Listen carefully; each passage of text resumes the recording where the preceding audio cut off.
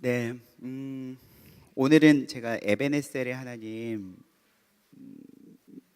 제목을 정해 보았는데요.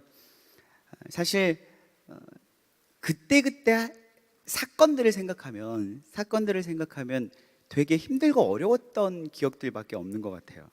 뭐 1월 달에 무슨 일이 있었지, 2월 달에 무슨 일이 있었지. 사실 목회자 같은 경우에는 아마 우리 간사님들도 마찬가지일 거라고 생각되지만, 사역자의 삶은 사역이 가장 큰 굵직굵직한 인생의 사건들이잖아요.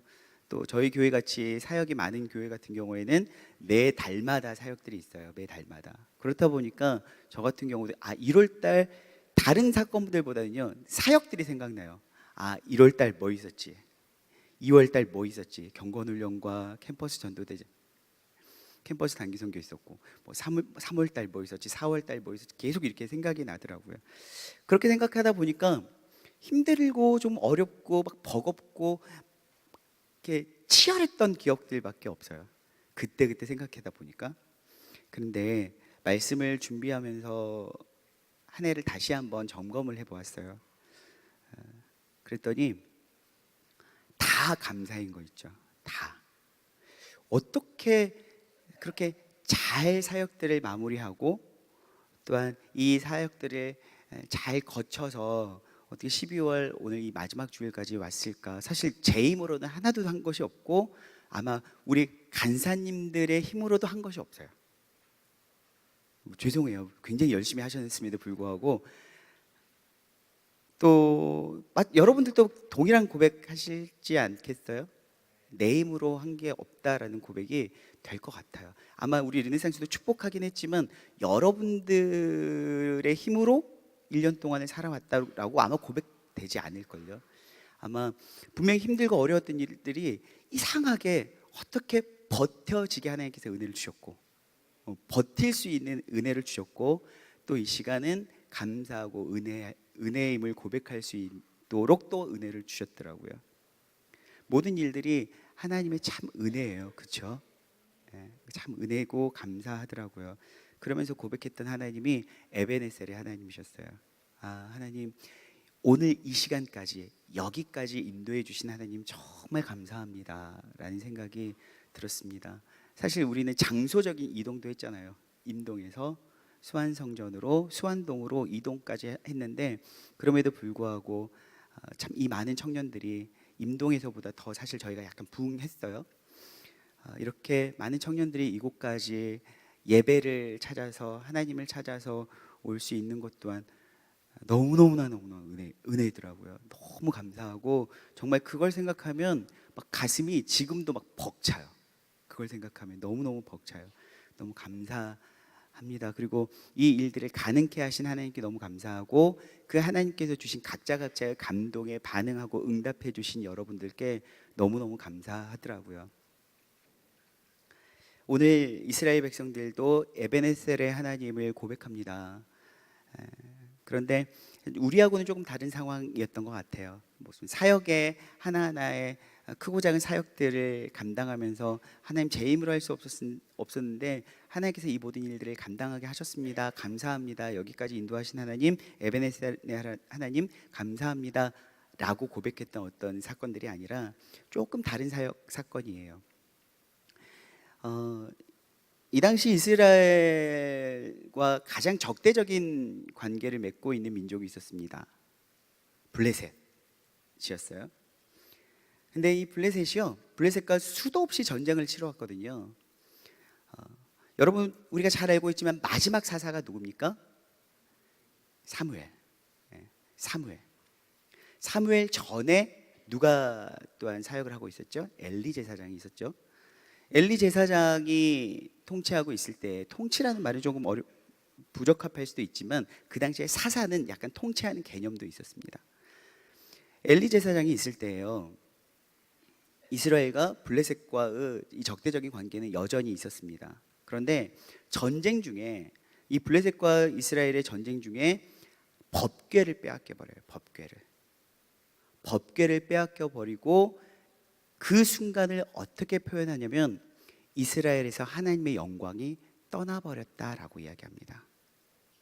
그리고 그 사건을 중심으로 너무너무나 충격적인 사건이었고, 하나님의 영광, 여러분 이스라엘이라는 나라는요 그저 교회가 좀 무너지고 교회가 몰락해져 가고 교회에서 뭔가 수가, 그 성도들의 수가 좀 이렇게 떨어지고 이런 차원이 아니라, 이스라엘에서 하나님의 영광이 떠났다라는 것은요 부모가 자식을 버린 것 같은, 쉽게 말하면 자식들만 남겨놓고 부모가 집을 나가버린 거하고 똑같은 사건이에요.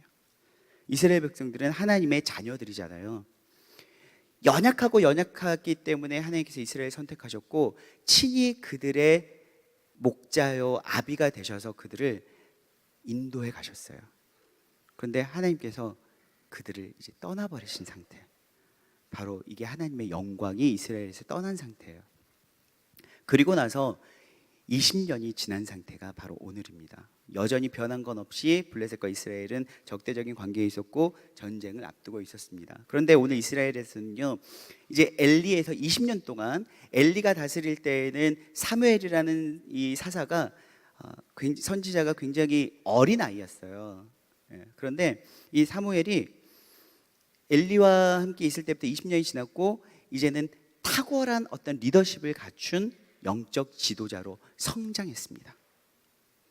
그러고 보니 이스라엘의 이 영적 상태가 눈에 보이는 거예요. 왜 우리가 하나님의 영광이 이스라엘로부터, 하나님의 자녀요 하나님이 선택한 제사장 나라인 이 이스라엘에서 하나님의 영광이 떠나버렸는지 알 것 같아요. 그리고 왜 이들이 하나님의 법궤까지도 그들 편에서 빼앗겨 버렸는지 알 것 같아요. 왜? 이스라엘의 영적 상태가 바닥이거든요. 아무리 하나님이시지만 여기에 머물러 계실 수 없는 상태거든요. 사랑하는 여러분, 하나님은요 전지전능하세요. 그러나 그 분께서 본성적으로 하시지 않는 게 있어요. 전능하신 하나님께서 어떻게 보면은 약간 모순되지만, 전능하시고 하나님께서 완벽한 절대 거룩이신 하나님이시기 때문에 하실 수 없는 일, 능력적으로가 아니라 본성적으로 하실 수 없는 일이 무엇이냐면 죄와 함께하는 거예요. 죄와 함께하는 거. 하나님은 그것을 할 수 없으세요. 본성적으로. 하나님의 영광이 이스라엘에서 떠나버렸다는 것은 그만큼 이스라엘 어디에도 하나님의 영광이 머물 수 없을 만큼 100% 죄악으로 가득했다라는 거예요. 오늘 본문 3절 말씀 보시겠습니다. 3절입니다. 시작.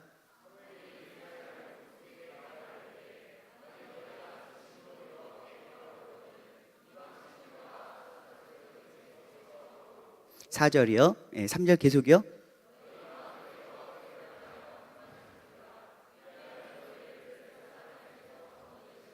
아멘.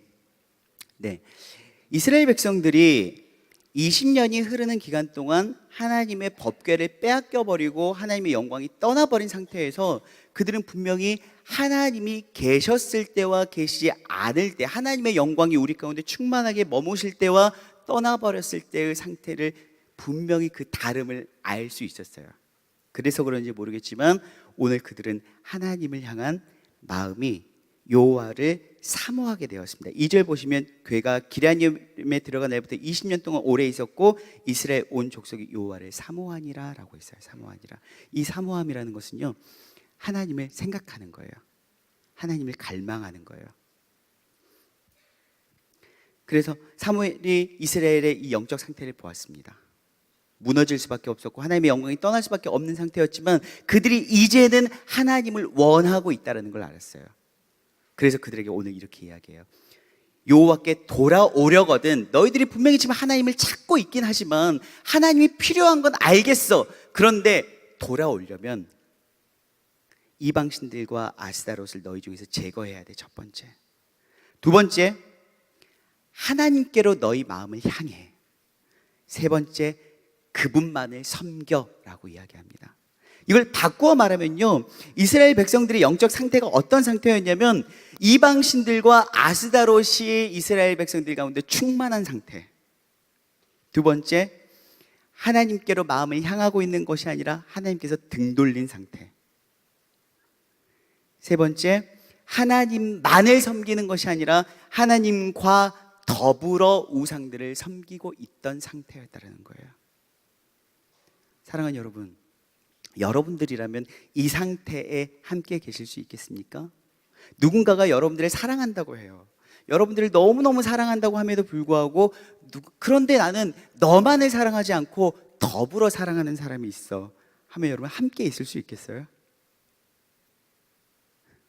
물어보나 마나죠. 그렇죠? 입 아프죠. 나를 사랑한다고 하면서도 나를 향해서 마음을 향하고 있는 것이 아니라 나를 향해서 등을 돌리고 있어요. 그러면서 사랑한다고 해요. 입으로는. 이게 이스라엘 백성들의 하나님과의 관계적인 현상이었어요. 지금 상황이었어요. 여러분, 우리가요 아마 2018년도 동안 여러분들께서도 수없이 도전했던 것이 무엇이었냐면 하나님 나라를 살고 싶다.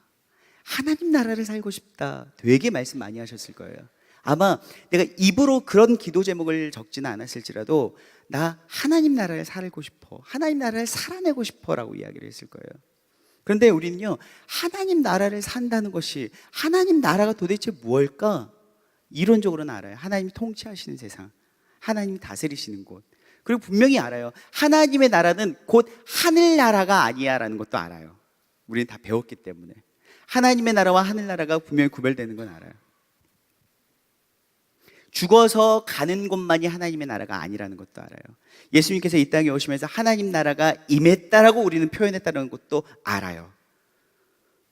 그래서 우리가 지금 이 육체를 입고 살아가면서도 하나님의 나라를 살아낼 수 있다는 것도 알아요. 그렇죠? 그래서 우리는 갈망해요. 아, 나 하나님 나라 살고 싶어. 근데 하나님 나라를 산다는 게 도대체 뭔지 모르겠어. 그렇지 않나요? 좀 애매하지 않나요? 하나님 나라를 산다는 것이. 나는 내가 육체를 가지고 이 땅에서 살아가고 있어요. 그런데 하나님의 나라를 산대요.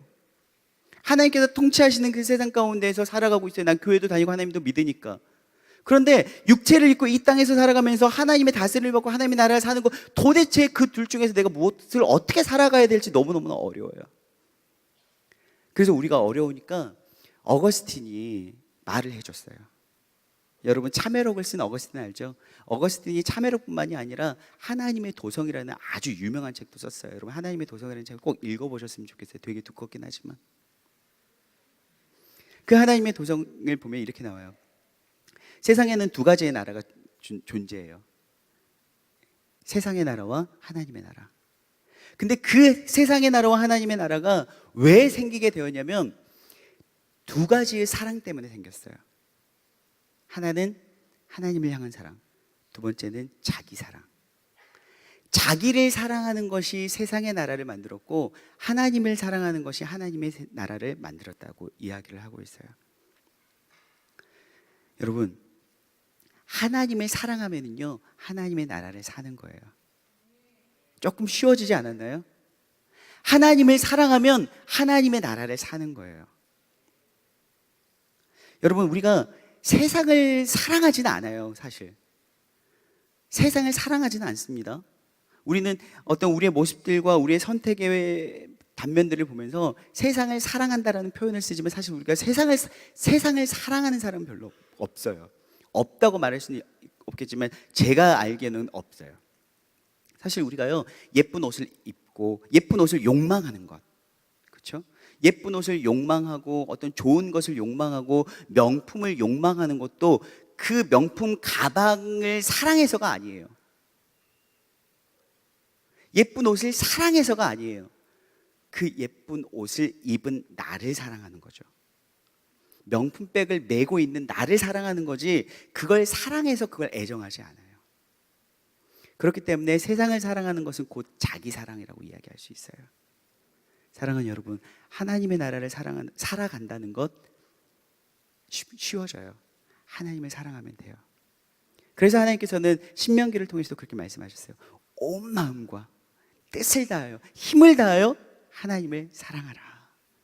하나님을 사랑하면 이웃을 사랑하면서도 하나님의 나라를 살아낼 수 있어 라고 말씀하시는 거죠. 오늘 이스라엘 백성들은 이방신들과 아스다롯이 충만한 세상을 살고 있었습니다. 이방신들과 아스다롯이 상징하는 것은 무엇이냐면요, 자기 욕망이에요. 곧 자기 사랑. 내가 갖고 싶은 것은 기어코 가져야 되고, 내가 이루고 싶은 일들은 어떻게 해서라도 이루고 싶은 것, 그것을 내려놓지 못하고 그것을 끊임없이 욕망하는 거예요. 지금 우리는요, 그 흉측하게 생긴 바알과 아스다롯을 섬기지는 않습니다. 그러나 우리 안에서 형태는 알 수 없지만 굉장히 보기 불편한 우리의 욕망을 숭배하고 있죠. 여러분, 그러면 우리는 두 가지 세상을 살고 있는 거예요. 오늘 그 이스라엘의 영적 상태를 쭉 봐온 사무엘은요, 그들에게 도전하고 있어요. 너희들이 정말 하나님께로 돌아오려거든. 무슨 말이냐면 하나님께서 다스리시는 하나님의 나라를 살아내려거든 선택해라. 첫째, 너희들의 욕망을 제거해라. 욕망을 숭배하고 있던 너희들의 욕망을 제거해라. 두 번째, 그에게 마음을 향해라. 세 번째, 그 만을 섬겨라. 이것도 섬기고 저것도 섬기는 것이 아니라 그 만을 섬겨라. 제가 이번 주에 쭉 큐티를 하면서 하나님께서 제게 주셨던 말씀이 무엇이었냐면, 우리가 은혜를 너무 모른다라는 것이었어요. 은혜를 너무 모른다. 사실 구약의 본문이기 때문에 그럴 수도 있겠지만 역대기에서도 여전히 이 축복과 저주에 대한 말씀이 가득하더라고요. 역대기에서도 순종하면 축복받고 불순종하면 저주받아 라고 나와요. 그런데요, 예수님이 이 땅에 오셔서 우리가 믿음으로 구원받게 되었습니다. 우리가 무언가를 지불해서가 아니라 그분의 순전한 은혜로 구원받았어요. 그래서 우리는 은혜를 너무너무나 좋아해요. 그런데 그 은혜에 대한 오해를 가지고 있더라고요. 사랑하는 여러분, 여러분들에게 심판과 저주라는 말이 엄청난 두려움으로 다가옵니까?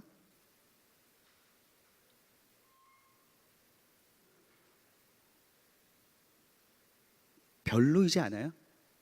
왜요? 예수님께서 우리의 모든 죄와 저주를 담당하시고 죽으시고 우리는 그 은혜를 입었으니까. 예수 그리스도의 그 은혜 때문에 내가 불순종해도 별로 두렵지 않아요. 그분께서 이미 우리를 구원하시고 우리의 모든 죄와 저주를 그분이 친히 감당하셨기 때문에, 우리는 그 은혜를 입었기 때문에 별로 두렵지가 않아요. 죄와 심판, 불순종 아무리 이야기하고 나는 최선을 다해서 불순종하는 삶을 살고 있으면서도 그다지 마음이 두렵거나 떨리지 않아요. 왜요? 은혜를 받았으니까. 은혜 때문에. 사실 여러분, 우리는요, 하나님이 아니고서는 쉽게 무언가를 얻을 수 없는 존재예요. 그런 의미에서 여러분, 우리가 하나님 앞에서 아주 수준 높은 기도뿐만이 아니라 무언가를 하나님 주십시오라는 기도도 결코 소홀하지 않아야 돼요. 하나님의 은혜가 없이는 우리는 무언가를 하나도, 한 가지도 제대로 소유할 수가 없는 존재들이에요. 우리는 그렇게 무지무능해요. 그렇다면 내 삶 속에서 하나하나를 여러분 결코 소홀하지 않고 하나님 앞에 구할 수 있어야 돼요. 그래서 우리는 뭐라 그래요?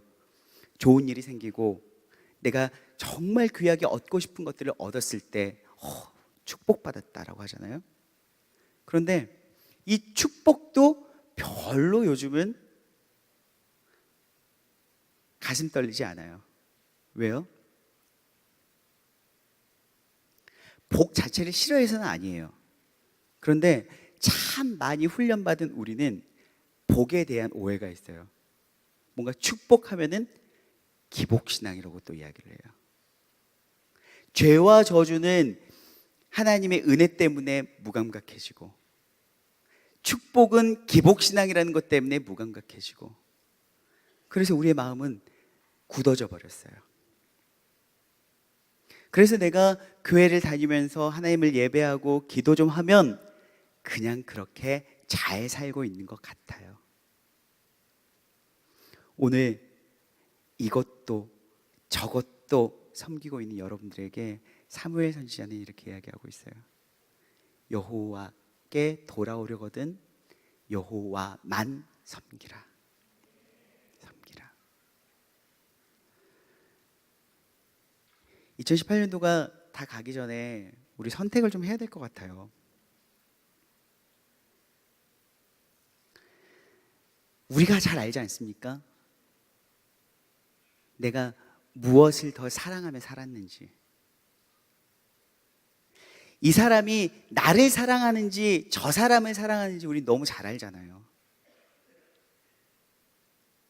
아이들도 알아요.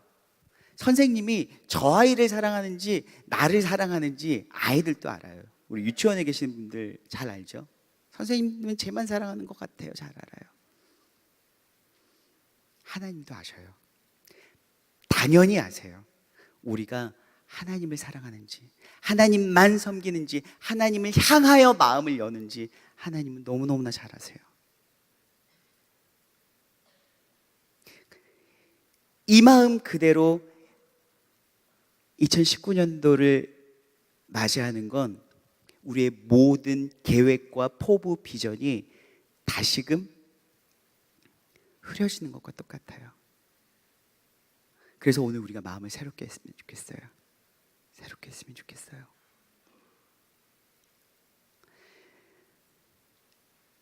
에레미야 44장 말씀 좀 보여주시겠습니까?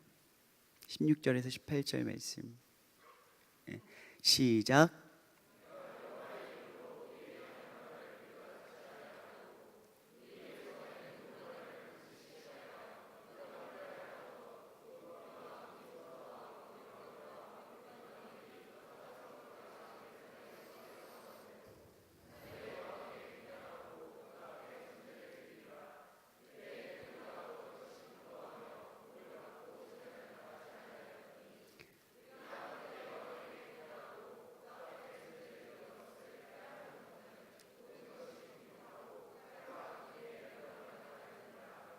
아멘.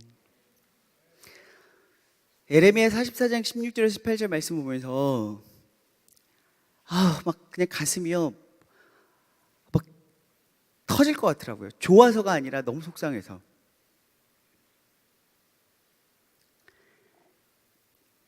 에레미야 선지자의 그 탄식을 듣고 하는 말이 저거예요.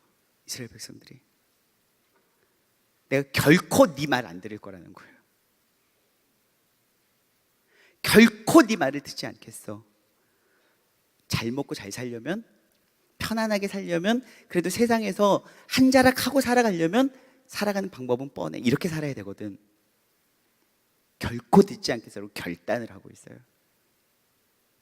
여러분 쉼없이 2018년도를 정말 치열하게 살아왔어요. 정말 여러분들 애쓰면서 살아왔어요. 최선을 다해서 100%에서 120% 짜내서 살아왔어요. 그런데 무엇을 위해서 살아왔나요?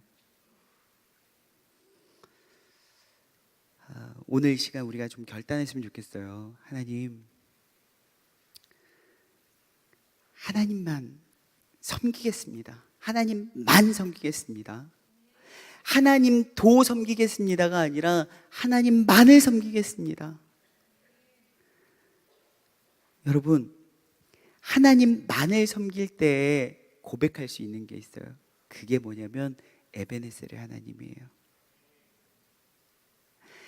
내 힘으로 아무것도 할 수 없을 때, 그래서 내 힘으로 아무것도 할 수 없고 그저 누군가를 의지하게 될 때, 그가 인도한 대로 따라가고 결국 내가 온 자리에서 나를 인도해 준 그에게 참 감사해 라고 말할 수 있어요. 오늘 이스라엘 백성들 사무엘 선지자의 그 영적 리더십에 순종하고 그들이 여호와께로 돌아오기로 결단하고 모든 우상을 제거했고요, 여호와께로 마음을 향했고요, 여호와만을 섬기기로 결단했어요. 4절에 바로 나옵니다. 이에 이스라엘 자손이 바알들과 아스다롯을 제거하고 여호와만 섬기니라. 말씀에 반응했어요. 즉각적으로 반응하고 순종했어요. 그랬더니 그들에게 고백할 수 있었던 건 무엇이었냐면 에베네셀의 하나님이었어요. 그래요. 2018년도에는 우리가 에베네셀의 하나님을 고백하기 좀 어려웠다고 쳐요. 그런데요, 이제 2019년도 이 시간에는 우리가 에베네셀 하나님을 좀 고백할 수 있었으면 좋겠어요. 내 힘으로 뭔가 이루었어가 아니라 내가 내 욕망도 내려놓고 정말 내 모든 마음을 주를 향하고, 내가 두 나라 살던 내가 자기 사랑을 버리고 하나님만을 사랑했더니 하나님께서 나를 이렇게 인도해 주셨네. 아마 여러분들이 계획했던 지점은 아닐지라도 분명 그보다 좋은 자리에 가 계실걸요. 저는 확신해요.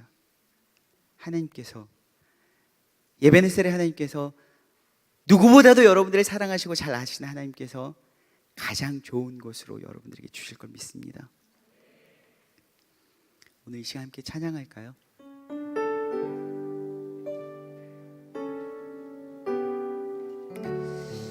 에레미야 애가 2장 19절 좀 보여주세요.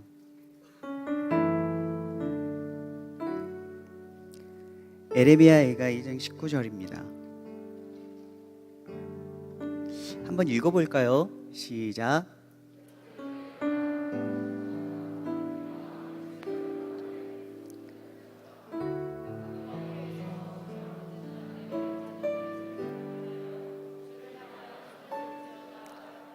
아멘, 아멘. 오늘 미스바에 모이라고 한 사무엘 선지자가 물을 부어요. 번제를 드리기 전에. 근데 물을 붓는다는 건 무엇이냐면, 오늘 에레미야 애가 2장 19절 말씀처럼 내 모든 것을, 내 이 모든 마음을 물 붓듯 쏟아내는 거야. 그리고 나를 도우실 유일한 분은 우리 여호와 하나님이시기 때문에 그분을 향해서 도움의 손을 드는 거예요.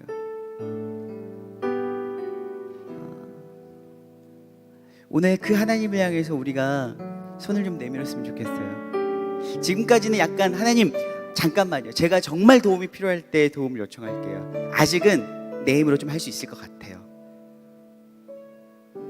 오늘은 그런 자존심, 그런 마음들 조금 내려놓고요, 하나님 좀 도와주세요. 제가 제 힘 빼고 주만 붙들고 주가 인도하는 대로 따라가겠습니다. 좀 도와주십시오. 내 모든 마음을 물 붓듯 다 쏟아내겠습니다. 우리 그 에베네셀의 하나님, 나를 인도하신 하나님, 그리고 나를 인도하실 하나님을 의지하면서 찬양할까요?